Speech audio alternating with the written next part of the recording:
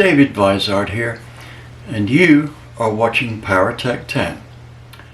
Give me a few moments of your time, and I will give you the benefit of nearly 60 years of building race-winning engines. In this episode 48 of PowerTec 10, we're going to continue with the project we're doing with Uncle Tony.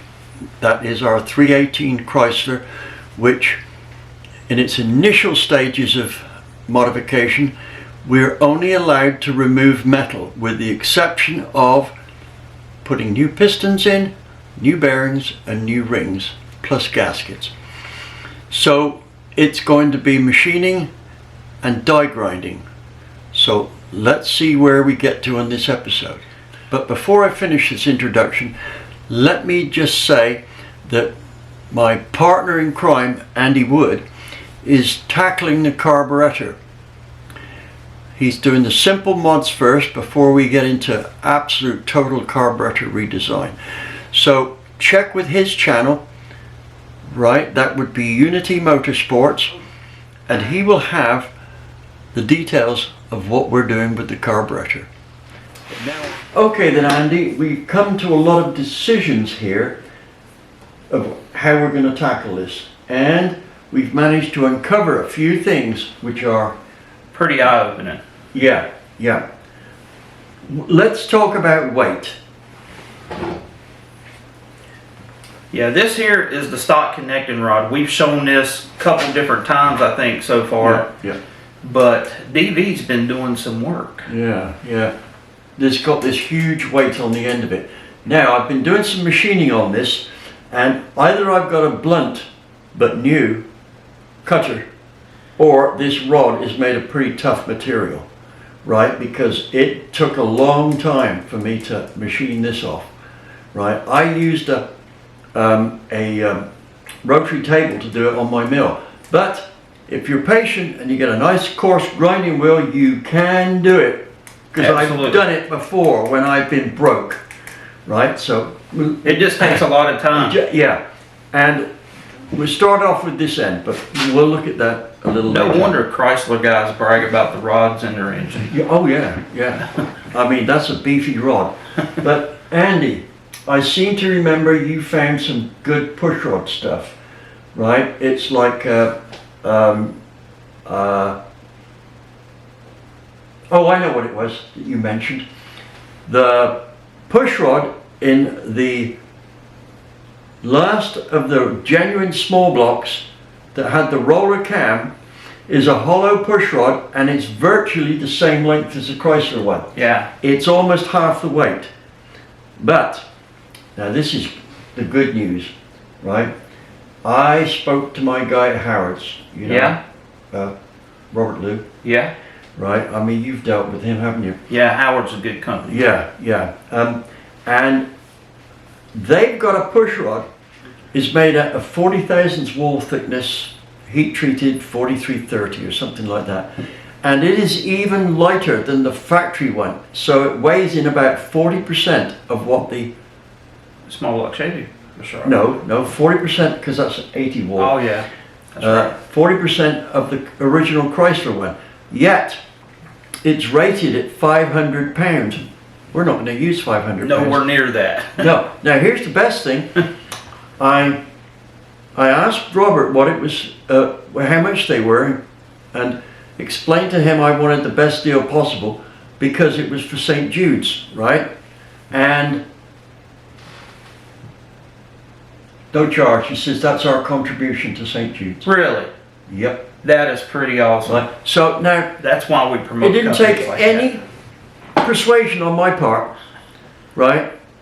So Howard's is a socially responsible company.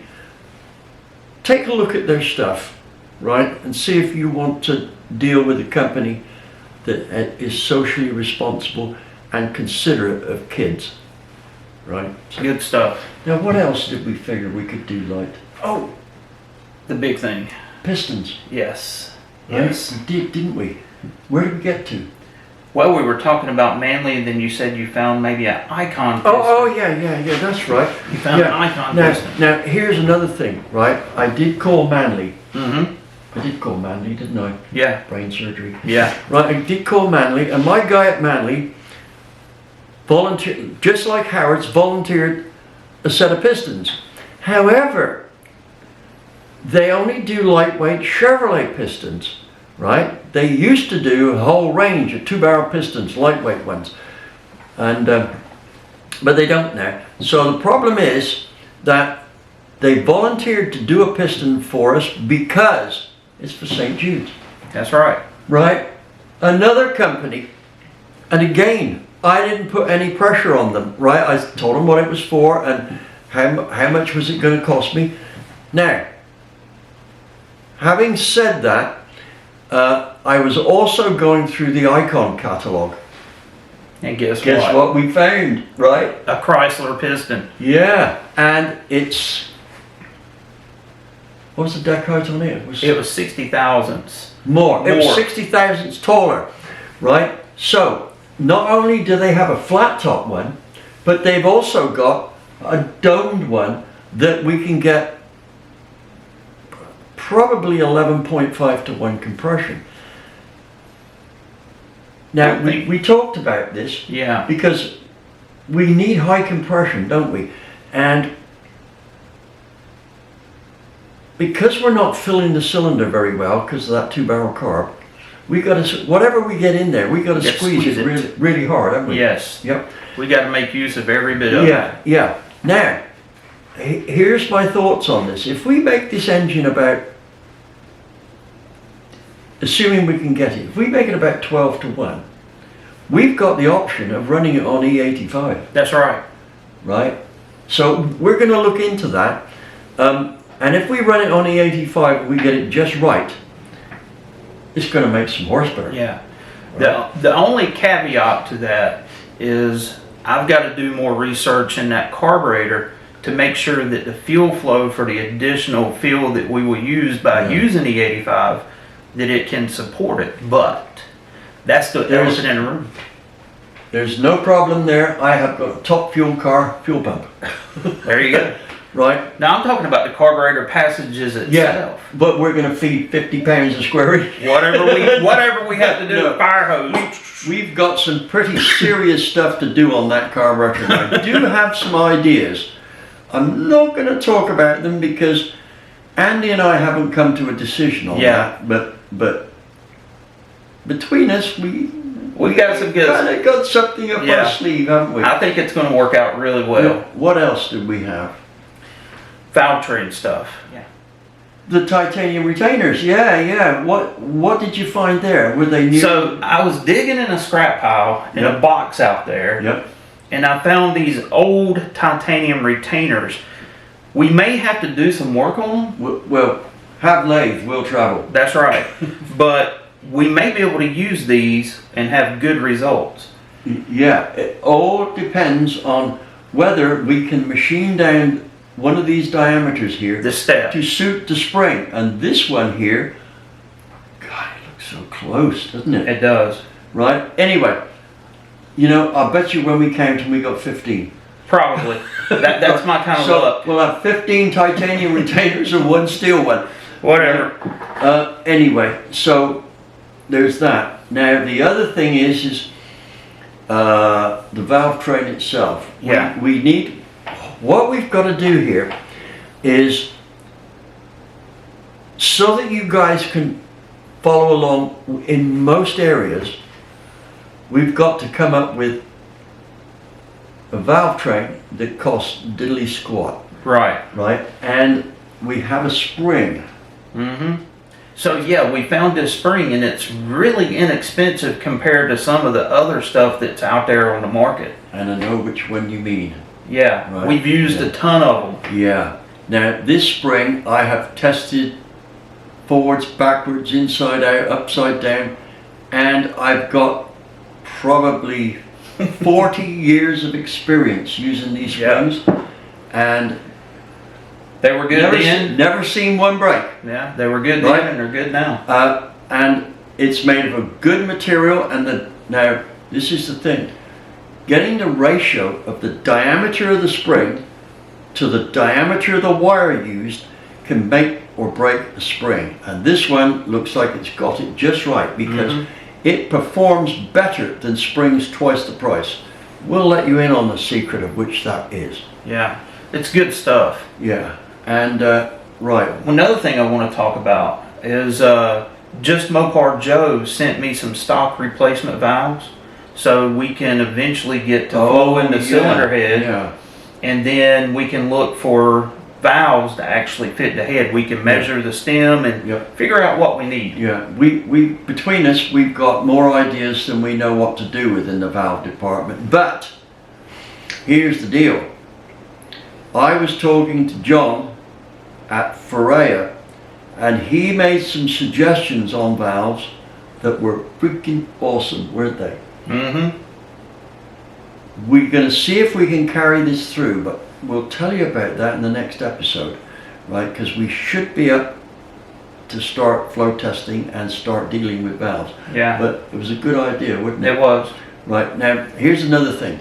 I've dealt with Ferrea for ever. It seems like it, right? Some of the guys that have been there a long time weren't even married. Now they've got teenage kids, right? No, they've even become grandfathers. So, right now, here's the thing. I've dealt with John at Ferrea for probably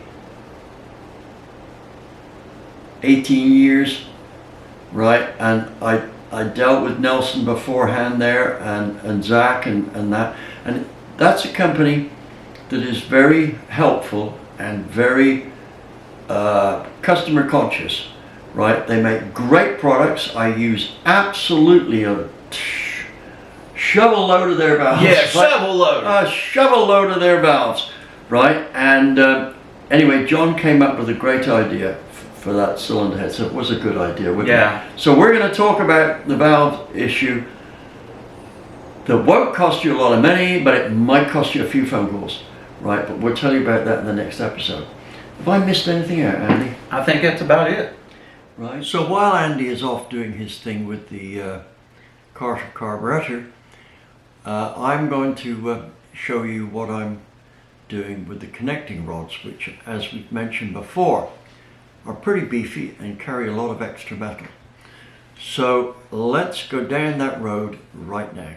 Here's the balance pad on the stock rod. You can see it's pretty big, and this is what it looks like after I've milled it off.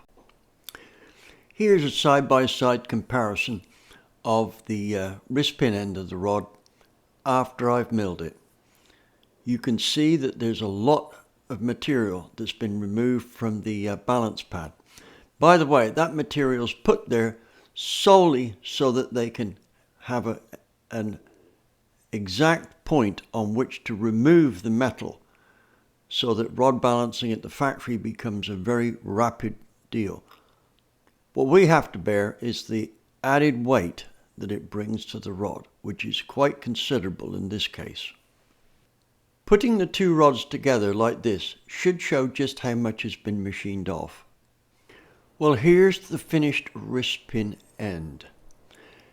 What I've done is to grind out the lumps left from milling on the flank, and then gone over it with emery discs and cartridges to smooth it out, and then finally polish it, as you see here. It's going to need certain specific supplies in terms of abrasives to get it done properly and relatively quickly. So I'll show you how that's done in the next issue of Mission Impossible. However, what I do want to stress here is that there's a little competition going to be going on with these rods. That is, the first person who can give me the weight reduction that this modification, as seen here, gives before February the 1st will receive a dedicated and autographed copy of any one of my books that they choose. Now, just for reference, usually autographed books of mine in perfect condition have sold for as much as $500. So it's not just a book you're getting. As you can imagine, we're trying to fit this project in between others, and so we tackle things on the basis of, if we have a few moments, we do something on it. This means we get to start a lot of projects which may not take many man hours in themselves, but a longer time from start to finish. Two examples here are the front cover, stripping that of paint and getting the block loaded on the engine stand so that we can detail what's going to be done to the block.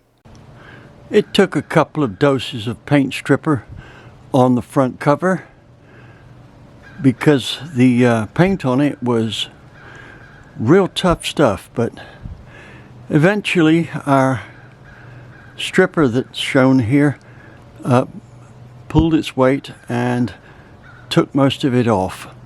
Took about 2 to 3 goes to get that done. We do have some block mods here which I guarantee 99% of professionals won't even have heard of. It'll just take time, but we expect it to be worth about 10 horsepower on our engine. Well folks, that's about it for today. One last request. That's if I had a first one to start with, but don't forget to subscribe, like, share, and super thanks would be a good thing as well. The next video on Mission Impossible is only going to be a few days away.